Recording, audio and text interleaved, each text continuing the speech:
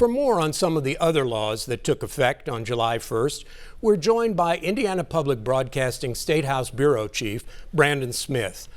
Brandon, some of the new laws that will impact Hoosiers on education, from reading scores and religious instruction to cell phones in class.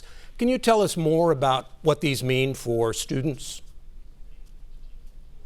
Well, I think students will really notice the cell phone change if their schools or teachers didn't already have that policy about keeping them out of the classroom. But the most significant change is likely from Senate Bill 1, which directs schools to be more diligent about holding back students who don't pass the third grade reading test. Now, part of that bill is also more testing earlier in school. So they're trying to identify kids who are struggling and get more resources to them to get them on track before they're then held back. Now, lawmakers also loosened regulations for unlicensed child care homes. What will that mean? These are homes that are caring for a relatively small number of kids, but they increased the number of children who are allowed to be in unlicensed child care homes from 5 to 7, and the number of hours per day that they can care for those kids. Republicans say it's a step towards solving the child care shortage, but Democrats worry because those changes actually fly in the face of national standards. One law affecting Bloomington is a limit on local bans of dog sales at pet stores.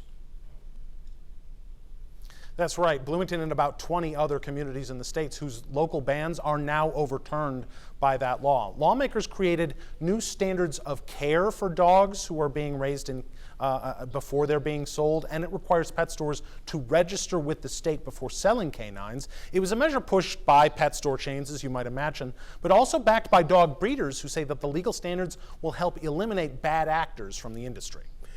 How did lawmakers limit the wetland protections in the state? Well, they actually further limited them. 3 years ago, lawmakers largely eliminated protections for most classes of wetlands. And now this new law greatly reduces the number of wetlands that can belong to that class, the only one left with significant protections. They also criminalized computer-generated pornography. Can you give us a little context for that?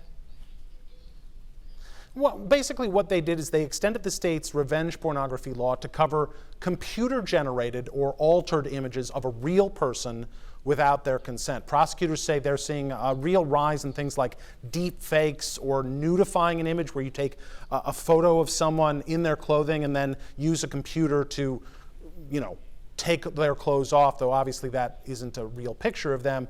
But it's the sort of thing that's causing more problem for lawmakers because there are questions about whether or not that would have been criminal before. Before we go, the Democrats will hold their state convention next weekend, and they'll select a lieutenant governor to run alongside Jennifer McCormick. What can you tell us about the candidates? There are 4 of them. Former state lawmaker Terry Gooden is Jennifer McCormick's pick for running mate, but he is a conservative Democrat who voted against gay marriage and abortion access in the legislature. That's caused some consternation in the party, though he's sort of distanced himself from those views now. He's still the heavy favorite, though, in the convention. The other candidates are Cliff Marsiglio, who ran for mayor of Indianapolis last year, Bob Kern, who's a perennial candidate, and Tammy Dixon Tatum, who couldn't get on the ballot to run for governor this year.